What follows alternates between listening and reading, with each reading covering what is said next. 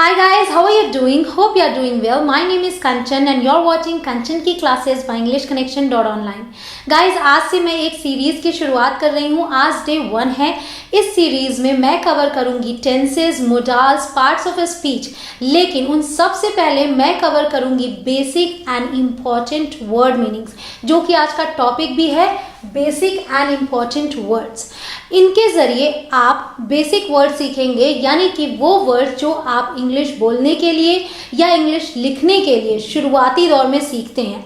तो ज़्यादा से ज़्यादा सेंटेंसेस में जो वर्ड्स यूज होते हैं वो वर्ड्स आप इस कैटेगरी में सीखेंगे. और मैं एक बात ज़रूर बता दूं गाइस, ये एक सीरीज ही नहीं, ये एक जर्नी है हर उस इंग्लिश लर्नर के लिए, चाहे वो एक बिगिनर हो जिसे बिल्कुल भी इंग्लिश नहीं आती हो, चाहे वो आगे के लेवल्स पे हो, चाहे वो स्पोकन इंग्लिश के लिए इंग्लिश सीख रहा हो या फिर रिटन इंग्लिश के लिए सीख रहा हो.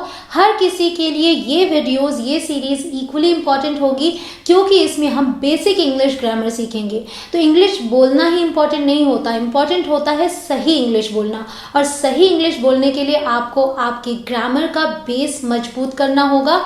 वो आपका मजबूत होगा इस सीरीज से. तो बिल्कुल भी मिस नहीं करना है, एक भी वीडियो, एक भी दिन की क्लास आपको मिस नहीं करनी है. डे वाइज आप क्लासेस इसमें पाएंगे, वीडियोस इसमें पाएंगे. तो सारे के सारे वीडियोस आपको देखने होंगे और एक प्रॉमिस जरूर करना होगा कि जो भी वीडियो आप देखें उसे शुरू से लेके अंत तक देखें, क्योंकि मैं हर वीडियोस में जो भी वर्ड्स, जो भी चीज़ें बताऊंगी उनके एग्जाम्पल्स के साथ उन्हें मैं अच्छे से डिफाइन भी करूंगी और पूरी कोशिश करूंगी कि सरल शब्दों में आप तक अपनी बात को पहुंचा सकूं और आपके लिए वो कॉन्सेप्ट उस एक ही वीडियो में क्लियर हो जाए. तो बिना समय गंवाए आज शुरुआत करते हैं इस सीरीज का डे 1 के साथ. Let's begin.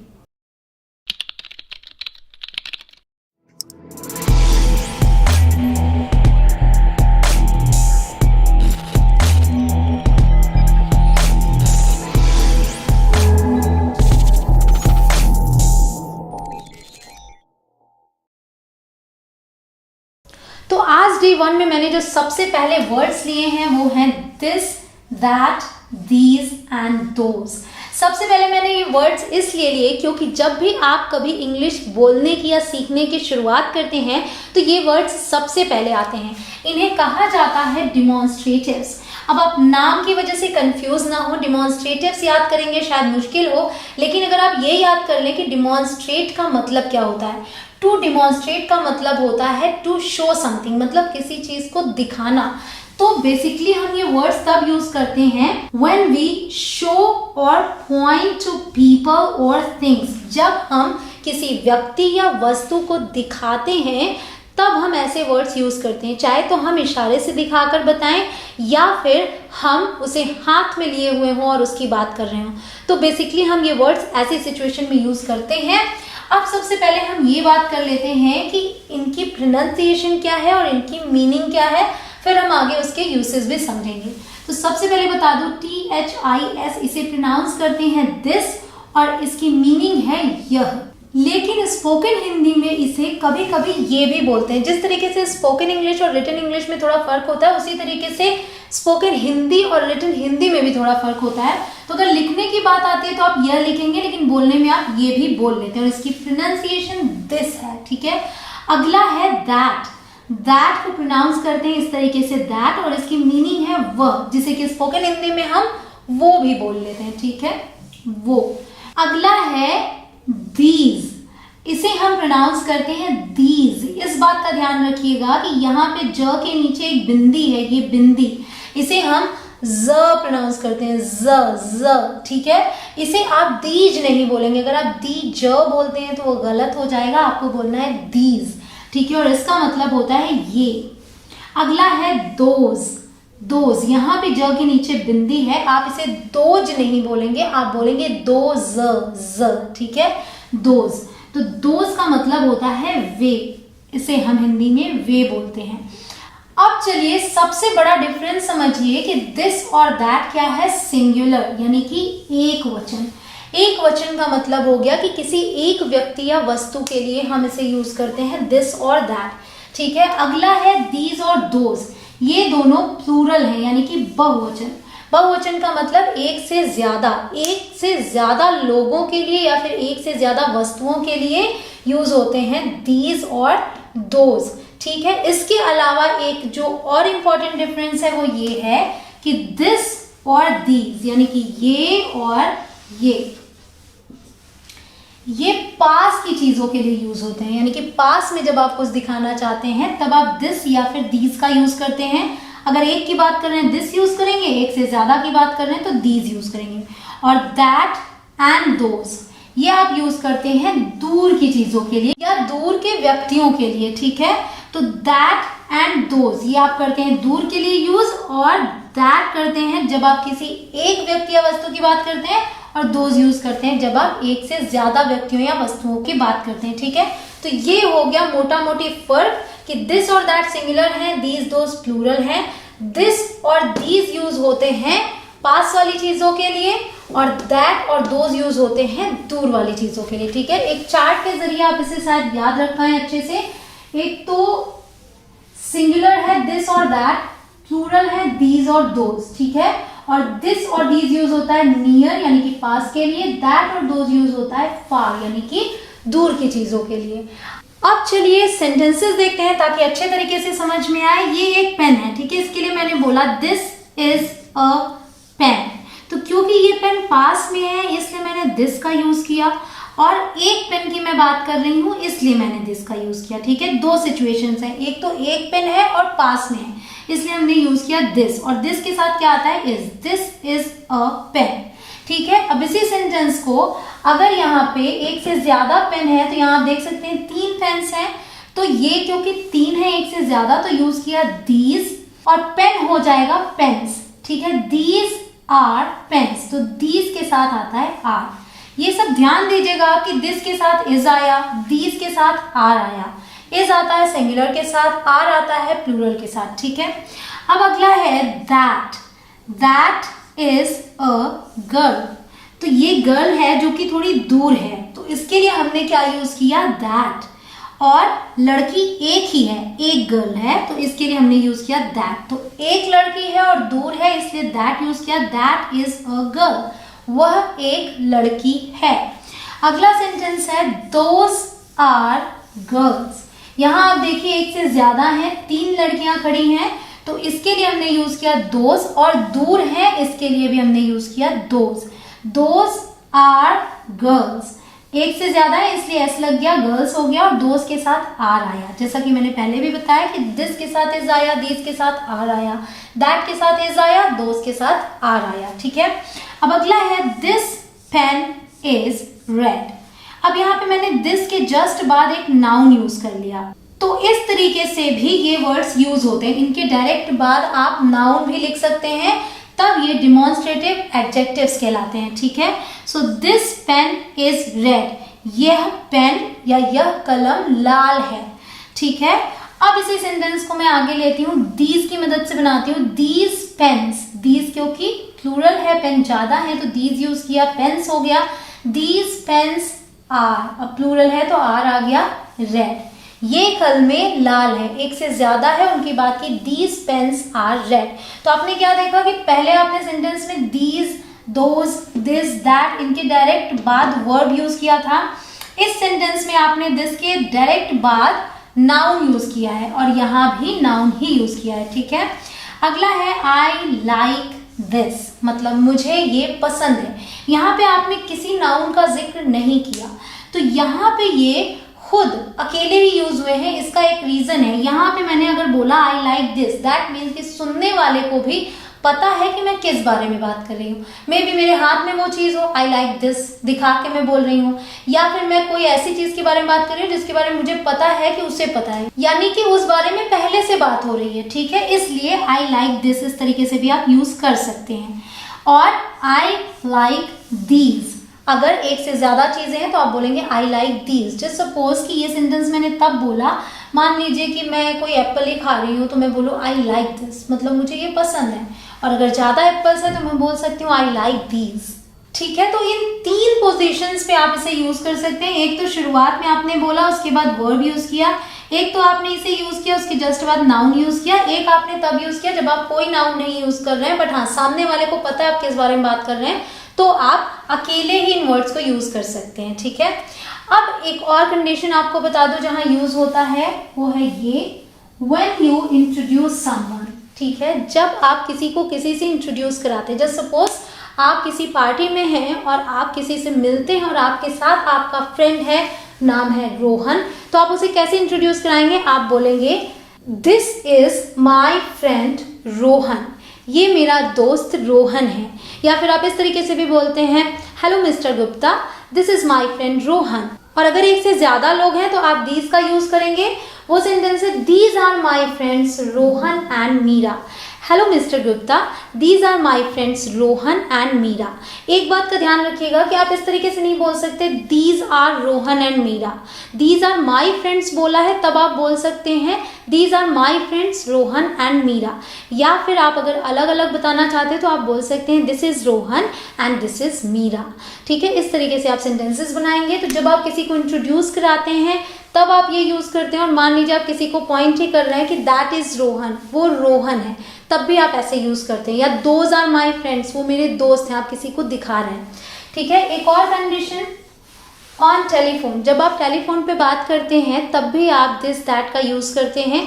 जैसे कि मान लीजिए मैंने कहीं कॉल किया और मैंने बोला hello this is Kanchan, hello मैं कंचन हूँ। ठीक है, हेलो दिस इज कंचन।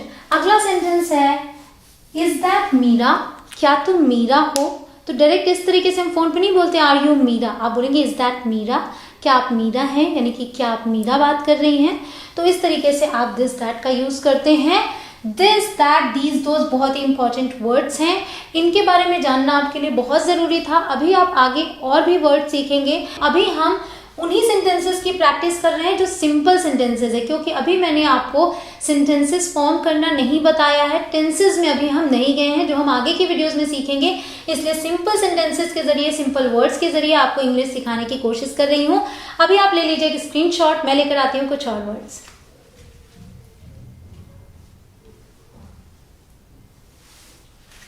अब मैंने जो वर्ड्स लिए हैं ये कहलाते हैं वर्ब्स। वर्ड्स हैं am, is, are, was, were, will be, shall be, ये कहलाते हैं वर्ब्स। ठीक है, और इसमें सबसे इंपॉर्टेंट चीज ये है कि am, is और are यूज होते हैं प्रेजेंट के लिए। ठीक है, प्रेजेंट। was और were यूज होते हैं पास्ट के लिए। will be और shall be यूज होते हैं फ्यूचर के लिए। ठीक है, तो इन वर्ड्स के जरिए आप ये समझ पाते हैं कि हम किस समय की बात कर रहे हैं। am, is, are प्रेजेंट में यूज होते हैं, was, were पास्ट में यूज होते हैं, will be, shall be use होते हैं फ्यूचर के लिए। तो जैसे ही सेंटेंस में आप इन वर्ड्स का यूज करेंगे, इससे ये समझ में आ जाएगा कि आप प्रेजेंट की बात कर रहे हैं यानी कि अभी की, पास्ट की बात कर रहे हैं यानी कि भूतकाल की, या फिर फ्यूचर की बात कर रहे हैं यानी कि भविष्य की, जो समय आने वाला है। ठीक है, अब हम देख लेते हैं इनकी प्रोनाउंसिएशन। तो ये है am, इसे हम प्रोनाउंस करते हैं am या फिर am। तो हल्का सा प्रोनाउंसिएशन में फर्क आता है, इसे हमने जल्दी से बोला am और इसे हमने बोला am। तो ये जो फर्क है ये ब्रिटिश और अमेरिकन का है। ये जो यूके मैंने लिखा है ये है ब्रिटिश इंग्लिश के लिए और यूएस है अमेरिकन इंग्लिश के लिए। ठीक है, तो ये आप फर्क देखेंगे आगे भी। अभी एक एक करके मैं बताती हूँ। एम की मीनिंग होती है हूँ, ये यूज होता है आई के साथ। कब? प्रेजेंट में। जब आप प्रेजेंट की बात करते हैं और आई बोलते हैं तो उसके लिए आप am का यूज करते हैं सिंपल सेंटेंसेस में या फिर कंटिन्यूअस सेंटेंसेस में। ठीक है, am का मीनिंग हो गया हूँ। अब इसे हम सेंटेंस में देख लेते हैं। I am happy, मैं खुश हूँ, मैं खुश हूँ। I am happy, ये एक सिंपल सेंटेंस है जिसमें कोई भी क्रिया नहीं हो रही है। ठीक है, इसी की हेल्प से एक और बनाते हैं। I am a girl, मैं एक लड़की हूँ, मैं एक लड़की हूँ, ये भी एक सिंपल सेंटेंस है। ठीक है, तो प्रेजेंट में जब हम बात कर रहे हैं आई की, सिंपल सेंटेंसेस बना रहे हैं तो आई के साथ ही एम का यूज होता है। ठीक है, अब अगला है आई एस, इसे हम प्रोनाउंस करते हैं इज। ध्यान रखिएगा ज के नीचे बिंदी है, क्या बोलेंगे? ज, इज। इसे हम इज नहीं बोलेंगे। ठीक है, इसे हम बोलेंगे इज। इज का मतलब होता है और ये यूज होता है एक वचन के साथ, यानी कि किसी एक व्यक्ति या वस्तु के साथ यू को छोड़कर। ये एक अपवाद है, यू सिंगुलर के लिए भी यूज होता है और अगर एक से ज्यादा लोग हैं तो भी हम अगर उन्हें आप कह के संबोधित कर रहे हैं तो यू का ही यूज करते हैं। तो यू सिंगुलर भी है, प्लूरल भी है। तो यू के साथ सिंगुलर वर्ब नहीं आती, यू के साथ आर आता है, ठीक है, वो आप आगे सीखेंगे। अभी हम ये ध्यान देते हैं कि इज हम सभी एक वचन नाउन्स के साथ यूज करते हैं, यानी कि ही, शी, इट के साथ, किसी के नाम के साथ, लेकिन यू के साथ नहीं करते हैं, भले ही यू सिंगुलर हो, हम किसी एक इंसान की बात कर रहे हो, ठीक है। एग्जाम्पल देखते हैं, शी इज गुड, वह अच्छी है, ठीक है। या फिर ही इज रोहन, ही यानी कि लड़के की बात की, वह रोहन है। या फिर रोहन इज हंग्री, हंग्री मतलब कि भूखा, रोहन भूखा है, रोहन इज हंग्री। तो इस तरीके से आपने इसका यूज किया। ये भी सिंपल सेंटेंसेस हैं जिसमें कि कोई भी क्रिया नहीं हो रही है, ठीक है। अब अगला देखते हैं ARE, इसे हम प्रोनाउंस करते हैं आ या फिर आर। फर्क क्या है?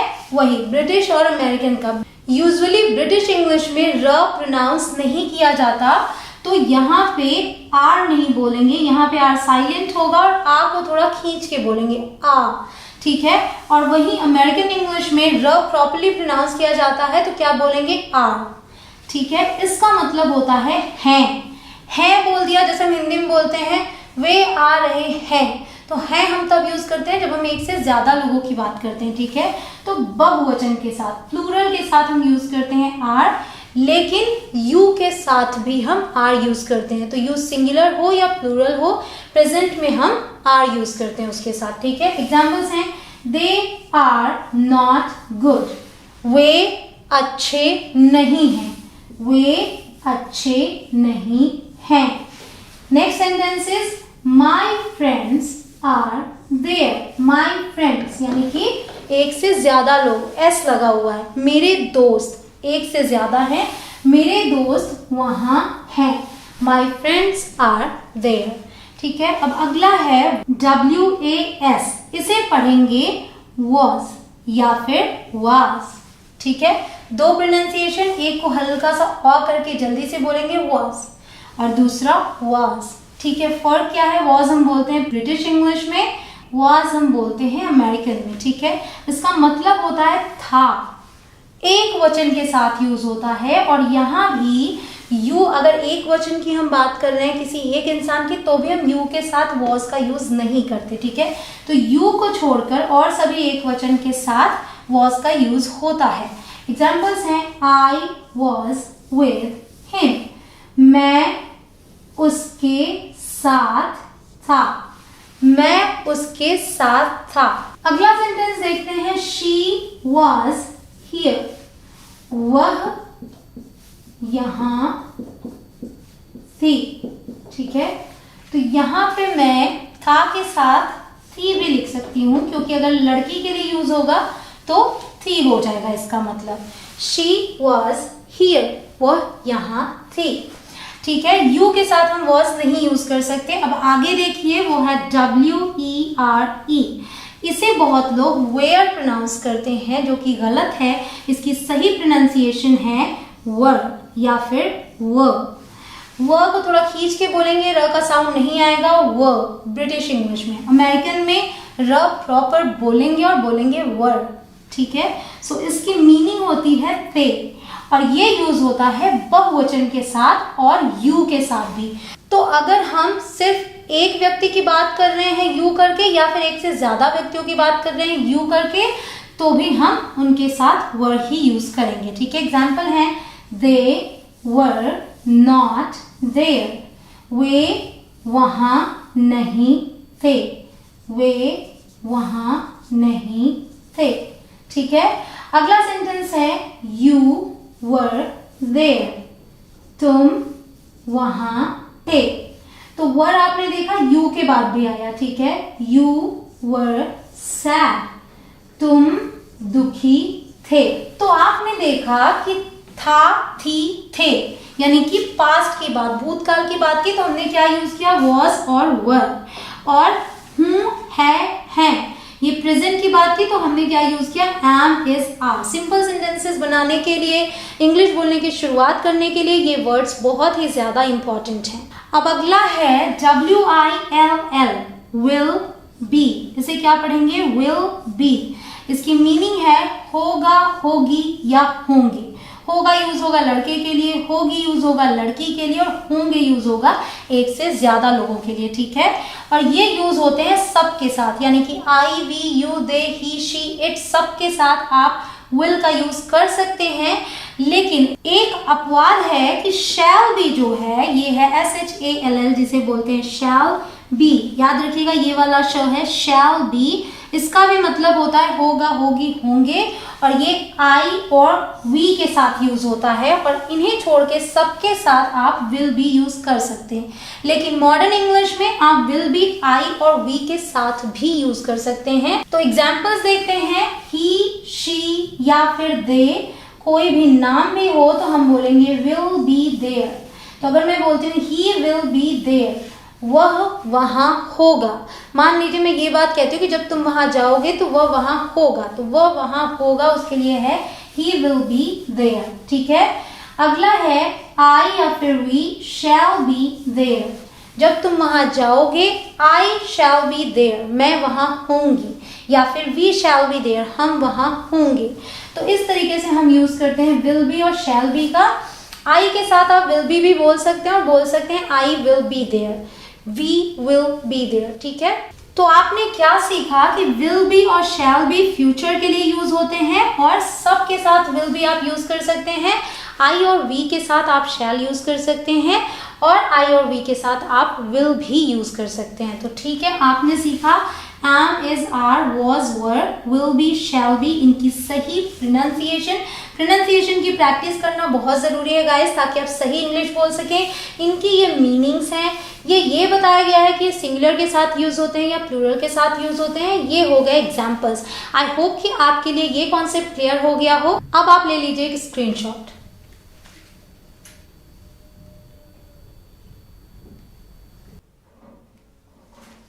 Alright guys, that's all for today. I hope कि आज का ये लेसन डे 1 आपके लिए यूजफुल रहा हो, एंड आई एम श्योर कि आपको ये सारे वर्ड्स अब अच्छे तरीके से समझ में आ गए हों।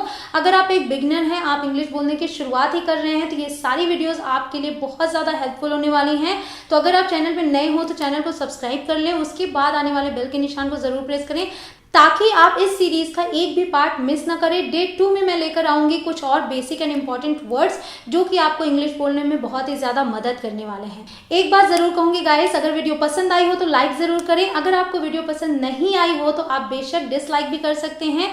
इस वीडियो में जो सेंटेंस आपको सबसे ज़्यादा अच्छा लगा हो या फिर जो वर्ड आपको सबसे ज़्यादा अच्छा लगा हो वो कॉमेंट में लिख के ज़रूर बताइएगा, वो मेरे लिए प्रेरणा का काम करते हैं। फिर मिलूंगी आपसे डे 2 में कुछ और नए वर्ड्स के साथ। तब तक के लिए बाय बाय।